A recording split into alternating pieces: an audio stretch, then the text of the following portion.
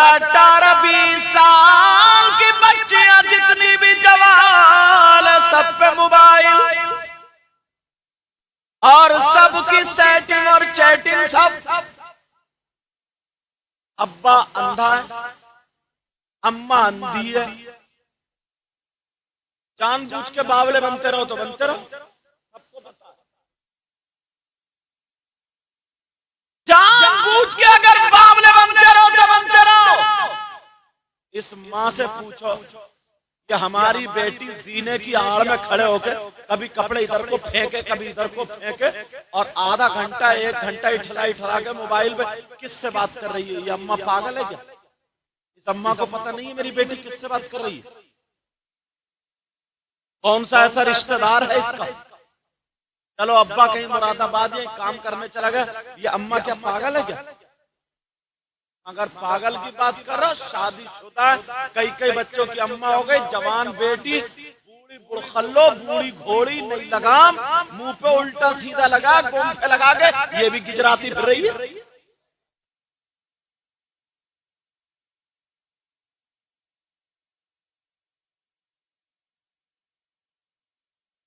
अब जरा सोचो, गौर करो। ये इस माँ से यार मेरी समझ में नहीं आता, पेंटिंग करके जो निकली है, जरा नबी की हदीस सुनो। नबी फरमाते, मेरी बहन सुन ले, भाई सुन ले, नबी फरमाते अगर कोई लड़की या लड़का यानी मर्द और औरत जो एक दूसरे के गैर हैं, अगर किसी के हाथ में हाथ एक मर्तबा दे दे, नियत खराब हो, तो अल्लाह ताला उसकी कब्र में 99 अज़दहे पैदा कर देता है। सांप और बिच्छुओं का बिस्तर, ये 2 इंच का बिच्छू अगर काट लेना तो रात भर उई उई करता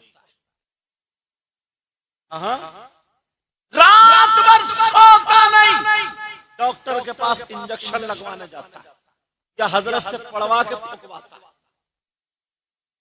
और कब्र के बिच्छू के बारे में जानते हो, जहन्नम का होगा। नबी फरमाते अगर वो एक मर्तबा डंक मार दे, एक दिन नहीं, एक महीना नहीं, एक साल नहीं, 70,000 साल तक दिन ब दिन उसका जहर ऊपर को चढ़ता चला जाए। मैंने किताब में पढ़ा, हजरत अगर समाज में ये 3 गुना, समाज में 3 अल्लाह की तरफ से अजाब किस वक्त आते हैं उसके बारे में बताया। क्या कौन कौन से सुनो। नंबर 1, शादीशुदा मर्द और औरतें आपस में नाजायज तरीके पर बातचीत करते हो, मिलते मिलाते हो। थोड़ा वैसा हो रहा है, बदल के बोलना चाह रहा हूं ताकि जो शादीशुदा या गैर शादीशुदा आपस में बेहयाई करते हो, गलत हरकतें करते हो, यानी जिना तक कहानी पहुंच जाती हो, जहां पर जिना आम हो जाता हो और उसको हल्का समझा जाता हो, कहीं कहीं उसको फैशन समझा जाता हो, तो सुनो अल्लाह ताला की तरफ से अज़ाब आता, या तो जमीन फाड़ करके उन लोगों को धंसा देता है, या उन्हें बंदर बना करके पत्थरों की बारिश करता है, या फिर जालिम बादशाह उन पे मुसल्लत कर देता है, जो कदम कदम पे उनको तकलीफें देता रहता है। इससे ज्यादा खुल के बोल सकता हूं क्या मैं? जरा समझो, गौर करो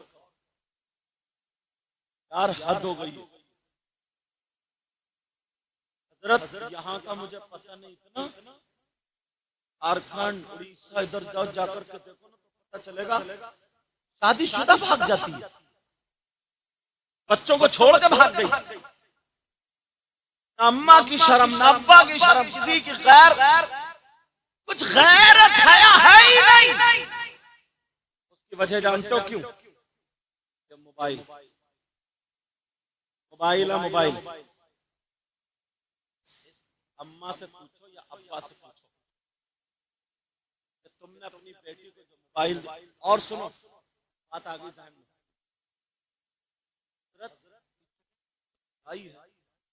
अभी ये जनवरी का महीना निकला ना, 26 जनवरी को स्कूलों में फंक्शन प्रोग्राम के नाम पे मुसलमानों की बेटियां जाके नाची। 26 जनवरी में मुसलमानों की बेटियां नाच रही है। आपको डूबने की जगह, इस मां को शर्म हया गैरत होनी चाहिए। 15, 16, 18 साल की बच्ची है, औरत का पूरा जिस्म है उसका, छोटे छोटे स्कर्ट और वो सब पहना करके स्कूलों में नाचने के लिए। कई एक ने मुझे जो भेजा ना था कि इसलिए मैं छुपा करके बनाई,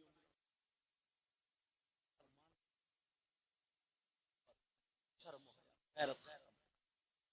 फिर कहते हैं यार हमारे घरों में, फिर कहते हैं यार हम परेशान, फिर कहते हैं यार हम ये हो गया, फिर कहते हैं करिए यार इतना काम तो किताबी थोड़ी पढ़ोगे, तभी पता चलेगा। मौलाना बेटी को दुपट्टा उड़ाना आएगा हमारी, कोई इमाम साहब तुम्हारी बेटी को दुपट्टा उड़ाएगा। माँ बाप की जिम्मेदारी, ये माँ बाप की जिम्मेदारी है, माँ बाप की।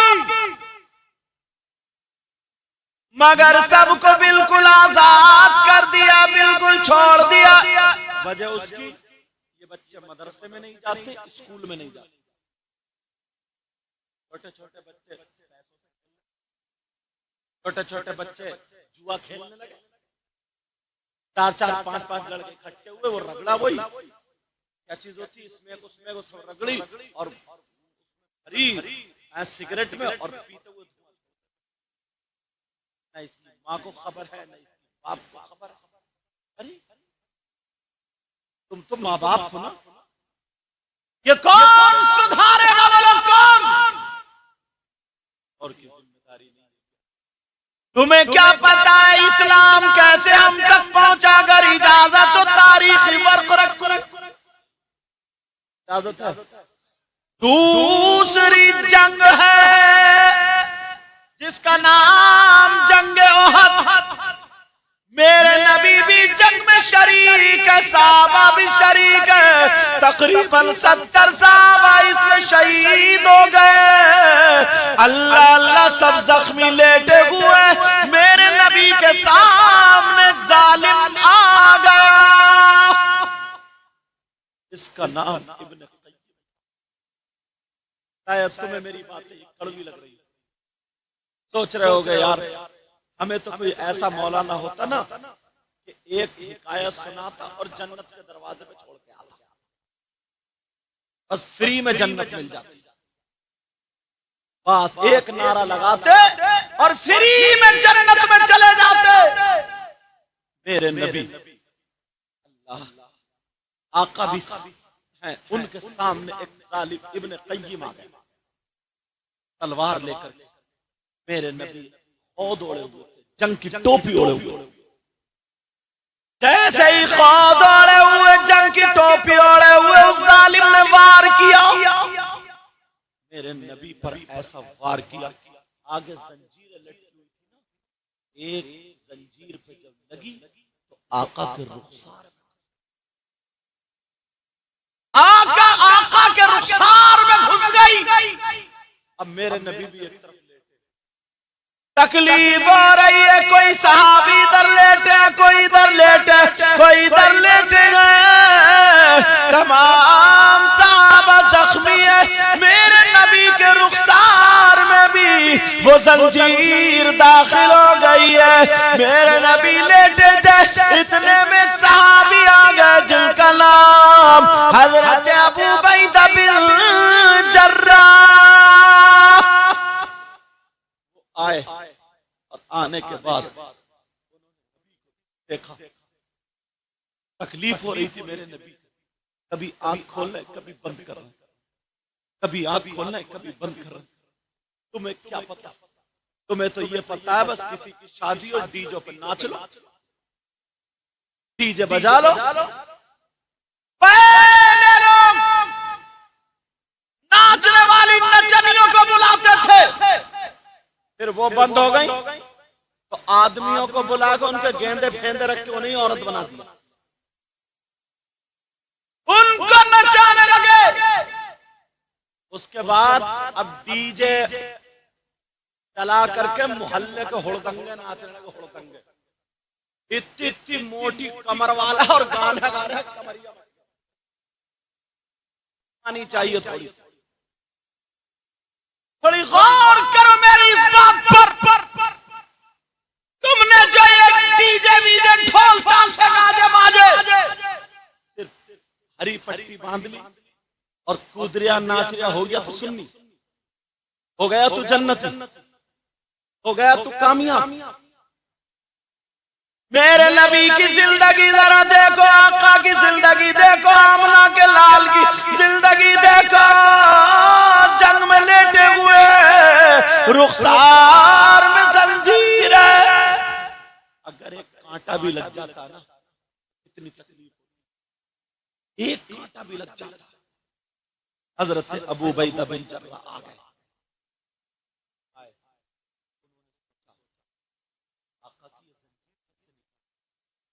हजरत अबू उबैदा बिन जर्राह ने ऐसे करके वो जंजीर पकड़ी और एक हाथ होठ पे लगाया, और लगाने के बाद जब ताकत लगाई तो अंदर का गोश्त आने लगा। मेरे नबी के चेहरे पे तकलीफ के असरात जाहिर होने लगे। जैसे ही तकलीफ के असरात जाहिर हुए, हजरत अबू उबैदा बिन जर्राह ने अपने हाथ रोक लिए, अपने हाथ छोड़ दिए, अपने हाथ रोक लिए, कहा आका मेरी जान आप पे कुर्बान, मेरे माँ बाप आप पे कुर्बान, आका आपको तकलीफ हो मैं ये हरगिज़ बर्दाश्त नहीं कर सकता, लेकिन फिर भी तो जंजीर अंदर ही रह जाती है। अल्लाह अब निकाले तो निकाले कैसे? हजरत अबू उबैदा बिन जर्राह अब वो जंजीर को दोबारा पकड़ते हैं। जैसे ही पकड़ने के बाद फिर दोबारा उसको खींचते हैं। इधर खींचना था, फिर आका के चेहरे पे तकलीफ के असरात जाहिर होने लगे। मेरे नबी के चेहरे पे जब तकलीफ के असरात जाहिर हुए, हजरत अबू उबैदा बिन जर्राह ने फिर रोक दिया। जैसे ही हाथों को रोका, अब मेरे नबी कह रहे हैं अबू उबैदा निकालो, अबू उबैदा निकालो, अबू उबैदा निकालो। आका मुझे बहुत दर्द हो रहा है। आका आपके चेहरे को देख करके, तकलीफ को देख करके अबू उबैदा के हाथ आगे नहीं बढ़ रहे हैं। दो रिवायतें आती हैं, एक तो ये है कि अबू उबैदा बिन जर्राह ने अपने आंखों से पट्टी बांधी थी, दूसरी रिवायत ये है हजरत अबू उबैदा बिन जर्राह ने अपनी आंखों को बंद किया था और बंद करने के बाद उस अपने दांतों से जंजीर पकड़ी जो मेरे आका के रुखसार में लगी हुई थी। अपने दांतों से जंजीर पकड़ते हैं और खोद पर लगाते हैं। जैसे ही खोद पर हाथ लगाए और जंजीर पकड़ के अबू उबैदा बिन जर्राह ने आंखों को बंद करके जब झटका मारा था, अबू उबैदा बिन जर्राह ने जब जंजीर निकाली तो जंजीर तो निकल गई मगर दांत भी टूट जाते हैं। जैसे ही दांत टूटे, मेरे आका के यहाँ से खून का फव्वारा निकलता है, खून निकलना शुरू हो जाता है। और तो आज जो तुम फैशन करती फिरती हो, आज जो सर पे दुपट्टा नहीं ओढ़ती हो, आज जो शादियों में तुम ये बड़े बड़े पार्लर और कौन कौन से शरारे खरारे पहन करके उधर को जाती है जिधर को मर्द खड़े होते हैं। ओ मेरी बहन सुन ले, वो मदीने की औरतें थी, उन्हें पता चला हमारा शौहर जंग में जख्मी हो गया है, हमारा भाई जंग में जख्मी हो गया है, हमारा बाप जंग में जख्मी हो गया है। ये मदीने की औरतें घर में नहीं बैठी, उन्होंने अपनी चादरें ओढ़ी थी, जिस्म नहीं दिखाया था। देखो इस्लाम का झंडा ये औरतें लेकर के चलती है। उन्होंने जो था अपना जिस्म नहीं दिखाया बल्कि चादर ओढ़ी।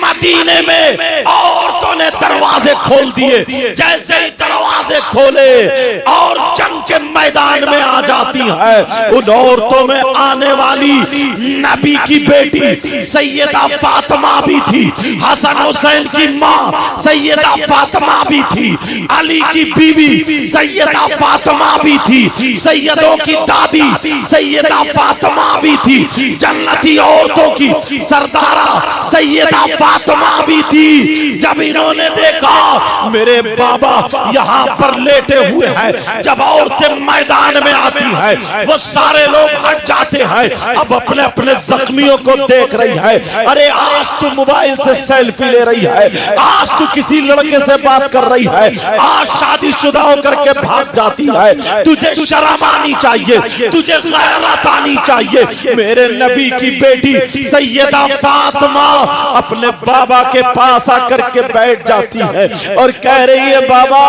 बाबा आका मुहम्मदुर रसूलुल्लाह जरा अपनी आंखें खोलो।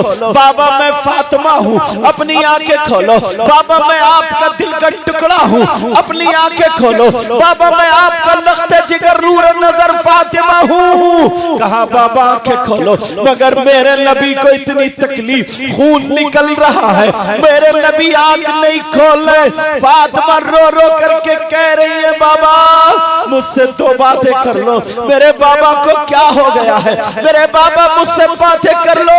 अरे सैयदा ने अपना कपड़ा लिया, पानी में भिगोया और भिगो करके मेरे नबी के यहाँ पर लगा है। और इन खेलियां खेलने वालों, आज ये जो मौलाना तुम्हें तकरीरों में बताते हैं कि अपनी शादियों में ढोल मत बजाना, अपनी शादियों में बैंड बाजे मत बजाना, अपनी शादियों में नाच खेल कूद मत करना, अपनी शादियों में आतिशबाजी मत छोड़ना, अपनी शादियों में गैर तरीके पर कोई भी रस्म मत करना।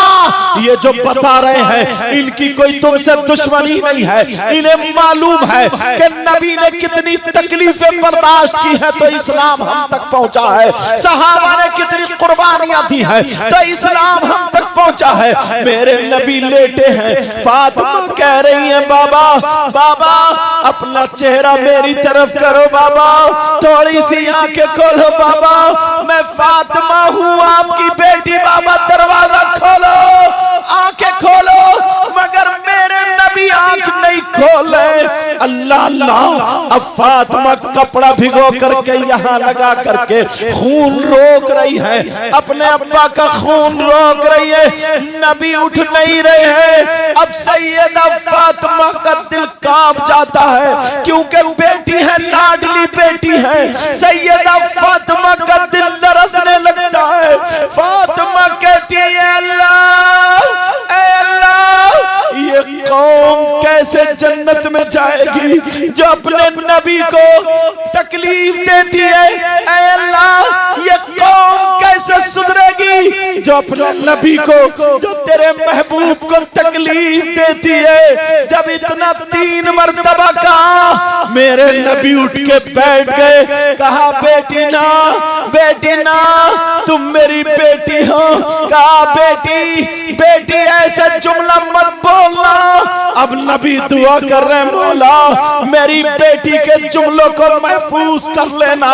कहा मौला मेरी बेटी के जुमलों को महफूज कर लेना, इसने मेरी मोहब्बत में कह दिया है। कहा बेटी फातिमा तुम नहीं जानती हो, मैं देख रहा हूँ ये आज जब मुझ पे पत्थर बरसाना चाहते हैं, आज जब मुझको मारना चाहते हैं, जो कत्ल करना चाहते हैं, एक दिन वो होगा। बेटी फातिमा, इनकी नस्लों में ऐसे पैदा होंगे जो इस्लाम का झंडा बुलंद करेंगे, जो इस्लाम का झंडा लेकर के जाएंगे।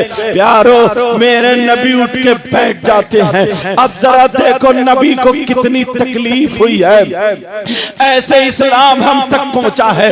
आज ये छोटे छोटे बच्चे जुआ खेलने लगे हैं, बड़े बड़े आदमी सट्टा खेलने लगे हैं, बड़े बड़े आदमी जुआ खेलने लगे हैं। मैं तुमसे पूछता हूँ, फिर हजरत अली का नाम लेते हो, शराबे पीते हो, मौलाए कायनात हजरत अली का नाम लेते हो। कुरान पाक की आयत करीमा है, वयसअलूनका अनिल खम्रि वल मैसिर कुल फीहिमा इस्मुन कबीर। दूसरे सिपारे की आयत है कुरान शरीफ में। घर जाकर के देख लेना, घर जाकर के उठा के देख लेना।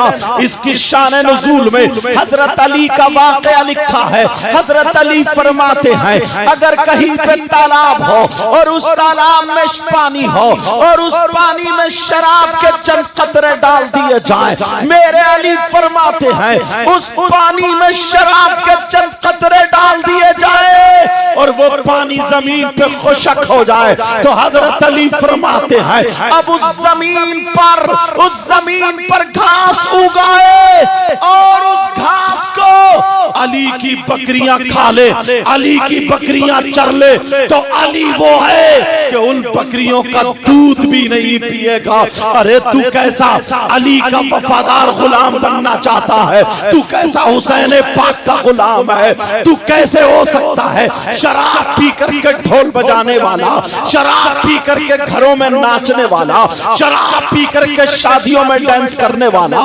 शराब पी करके गालियां बकने वाला, शराब पी करके मोहल्लों में घूमने वाला, शराब पी करके तू अपने आप को तुर्रमगिरी दिखाने वाला। और हद तो ये है कहीं कहीं मजार शरीफ पे भी वो मोटे मोटे कंठे पहनने वाले बाबा, वो गले में वो बड़ी बड़ी मोटी मोटी मोती पहनने वाले बाबा ऊपर से सुल्फा पी रहा है, ऊपर से चर्स पी रहा है, सुल्फे पे सुल्फा उड़ा रहा है और कहता हक अली, हक अली, हक अली। खुदा की कसम वो कब्र में जाएगा तो इसकी इतनी पिटाई होगी, इतनी पिटाई होगी, मेरे अली उससे हरगिज़ खुश नहीं हो सकते हैं। और सुनो, मुहर्रम का महीना आता है, तुम ढोल बजाते हो, मुहर्रम का महीना आता है, शराबे पीते हो, मुहर्रम का महीना आता है, किसी की मोटरसाइकिल का शीशा तोड़ दिया, किसी की लाइटें फोड़ दी, किसी के घर में गोबर फेंक दिया, यहाँ तक के और चलो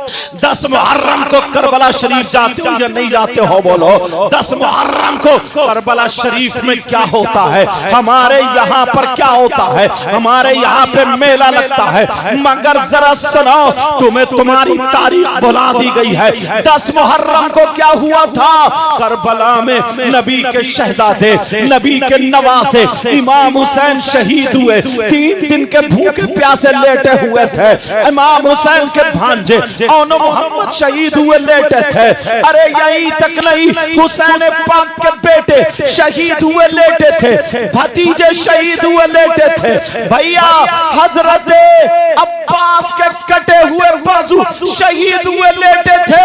सैयदजादियों के खेमे में आग लगा दी गई थी। 3 दिन के भूखे प्यासे थे। करबला में उनकी आंखों में आंसू थे, उन पे जुल्म ढाए जा रहे थे, मगर वो सब्र का दामन थामे हुए थे। दुनिया को पैगाम दे रहे थे, हम अपने बच्चे दे सकते हैं मगर दीन नहीं दे सकते हैं, हम अपनी जाने दे सकते हैं मगर इस्लाम नहीं दे सकते हैं। वहां पे 10 मुहर्रम को ये हुआ था और तुम्हारे यहाँ 10 मुहर्रम को क्या हो रहा है? तुम्हारे यहाँ करबला में हलवे पराठे की दुकानें लगी हैं, तुम्हारे यहाँ करबला में जलेबी टूट रही है, तुम्हारे यहाँ करबला में लड्डू ऐलान होकर के बिक रहे हैं, तुम्हारे यहाँ करबला में झूले लगे हुए हैं, तुम्हारे यहाँ करबला में फुकनों की दुकानें लगी हुई है, तुम्हारे यहाँ करबला में कुश्ती हो रही है, तुम्हारे यहाँ करबला में बिसात खाने की दुकानें। इस मुसलमान को पता ही नहीं है, छोटे छोटे बच्चों को कांधे पे बिठा करके करके करबला लेके जाता है। वहां से फुकने ला रहा, खिलौने ला रहा, गुड़िये ला रहा है।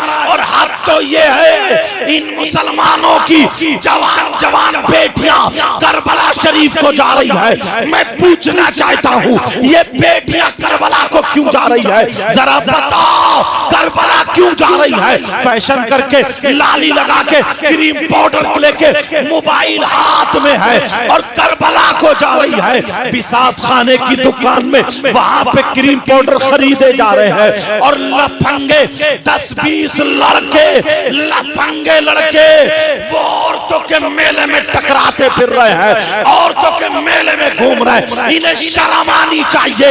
ये औरतों के मेले में ये छक्के छक्के, ये लफंगे लफंगे औरतों के मेले में घूम रहे हैं। मैं पूछना चाहता हूं औरतों के मेले में क्या कर रहे हैं? इन्हें क्या बुंदे खरीदना है? इन्हें क्या चूड़ी खरीदना है?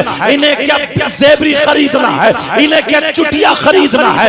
इन्हें लाली खरीदना? नहीं नहीं, मैं बताता हूं ये औरतों के मेले में क्यों घूम रहा। ये इसलिए घूम रहा है वहां औरतें हैं, जब मैं इसमें जाऊंगा तो किसी के कोनी लग जाएगी, किसी से मेरा जिस्म टकरा जाएगा, किसी से मेरी आंखें टकरा जाएंगी, कोई मुस्कुरा जाएगी, किसी के फोन नंबर मिल जाएंगे, किसी के जिस्म पे मेरा हाथ चला जाएगा।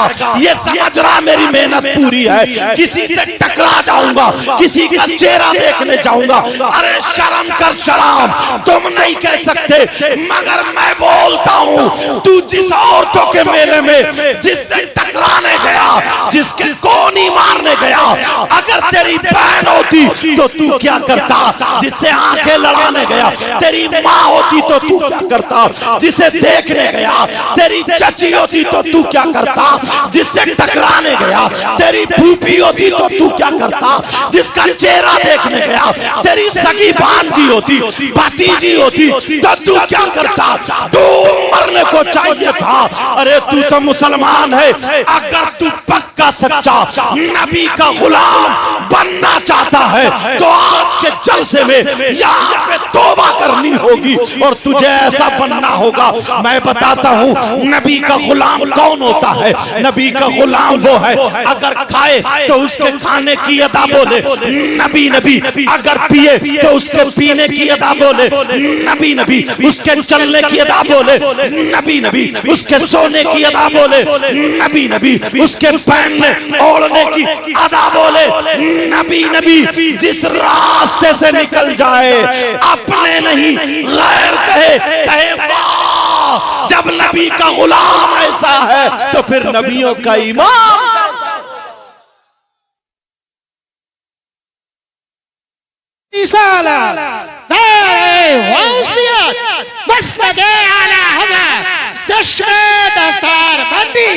हज़रत अल्लामा सैयद मुक़म्मल रहमान शाही क़िबला उलमाए सुन्नत नारे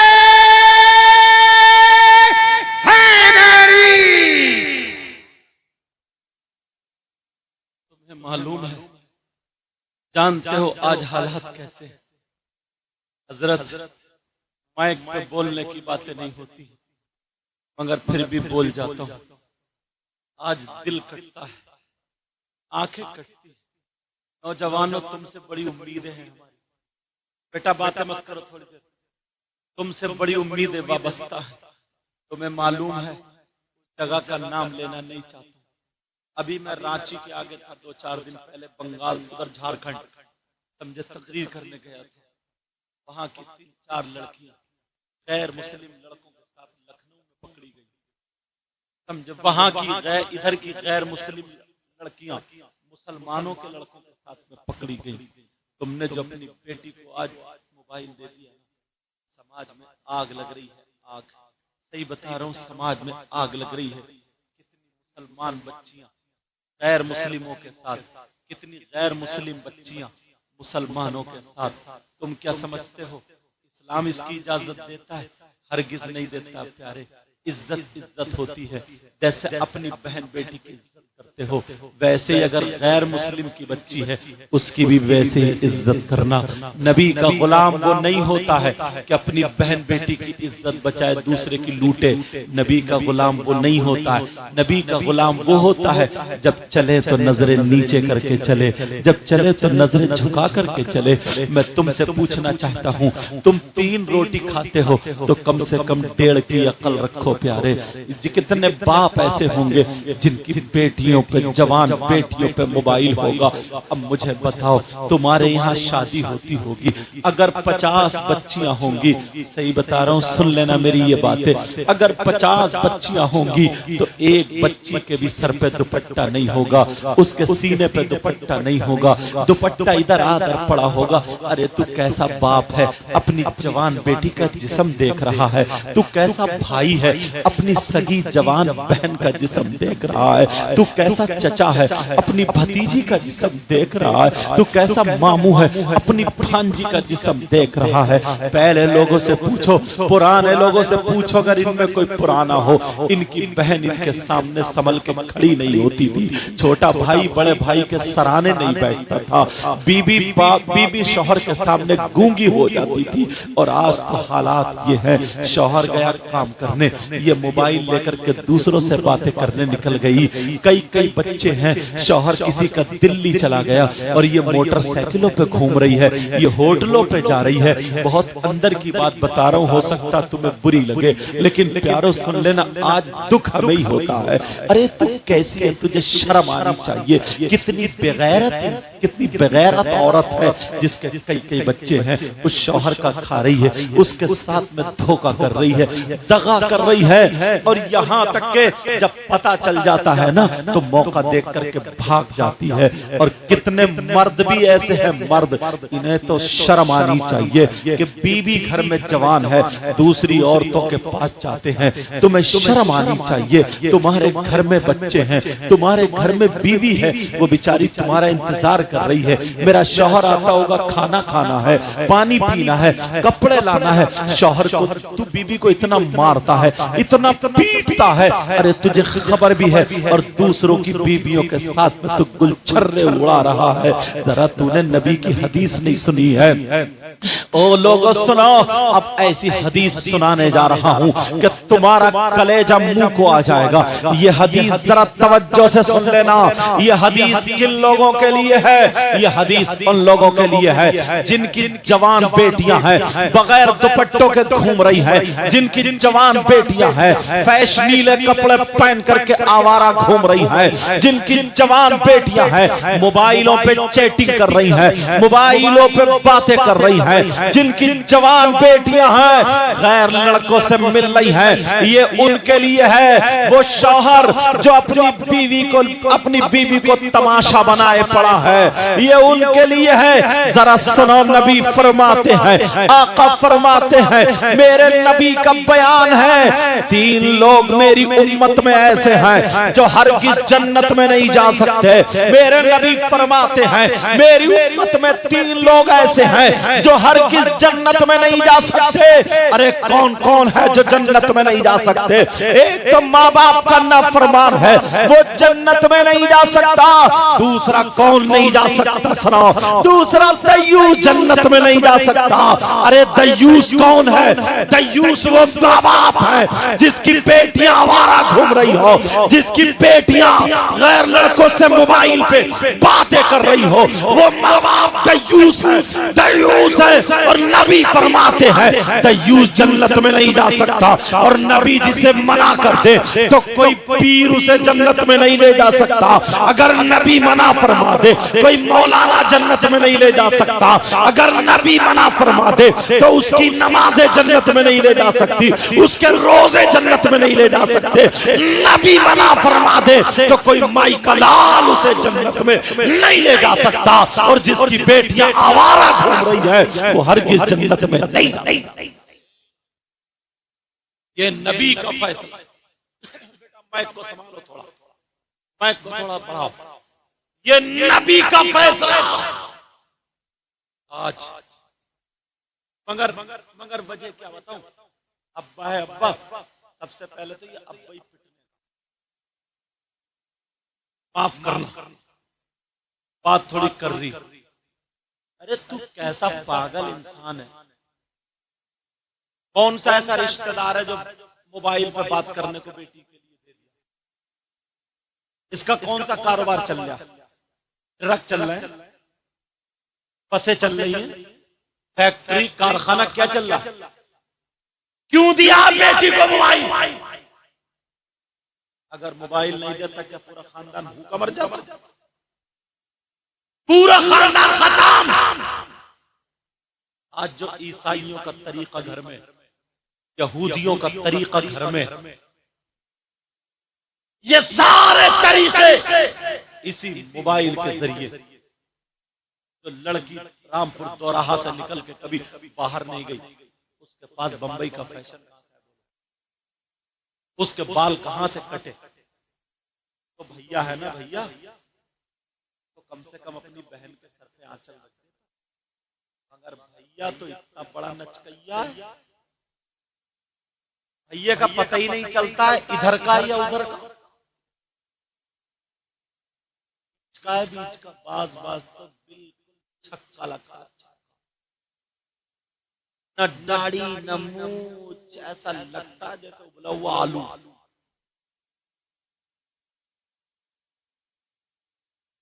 न दाढ़ी न मूंछ, और जो रह बच्चे ना वो कुंडल लटका लिए, कुंडल। यही कमी और रह गई थी। और जो रह ना तो यहाँ टेटू बनवा रहा, गर्दन पे टेटू, हाथ में वो भी कड़ा। और अब तो लड़के कंगा लगा रहे। कंगा कहां जाएगा? कहां ठुमका मारेगा जाके?